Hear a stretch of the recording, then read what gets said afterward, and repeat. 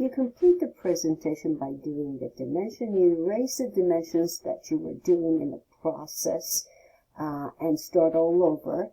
What I've done is I've created a layer for dimensions. So if you go to Manage, Additional Setting Line Type, and you open up, you will see that a new layer is called One Dimension. Black thin line, solid line is created.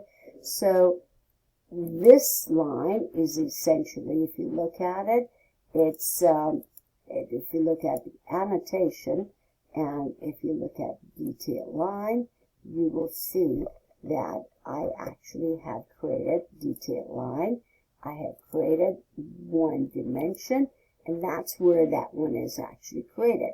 So if I take that one and I hide category, you can see only the dimension lines this time just disappear because I created a layer for that, and so you can actually recess it this way, and now I can just turn off the hide category of those, and the rest of it remains. I drew the section cut line with a little bit of a flag at the bottom. Section A, where the floor plan is drawn, is on sheet 1. Where the section is drawn is on sheet 1. 4 by 8 typical with an arrow. You can go to text and put an arrow.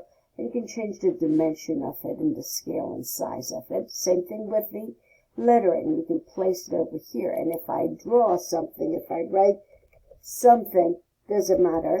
I can, after I'm done, I can actually pick it and rotate it. So I can pick it and rotate it 90 degrees this way or the other way. So obviously I picked that one.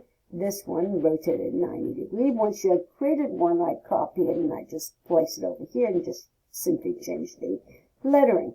So I completed the lettering. Let's go through the dimensioning process. You bubble out 2 overall dimensions, one horizontal, one vertical. Notice the dimension line does not touch the floor plan. You go from the edge to the center of the window. You give the size of the window like this. You go from the edge to the center of the window. You don't give the dimension to the edge. You simply size the window. You give the size to the center of the fireplace. Just half of the fireplace opening is good enough. And that's all you need.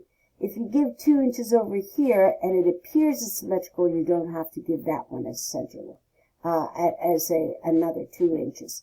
The dash line represents the roof above. The dash line represents the roof above.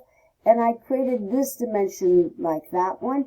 And then this one separates so I can turn this into 3 equal spaces. And I titled it as such. The drawing is done. Section cut line is shown. And we're done with the floor plan presentation.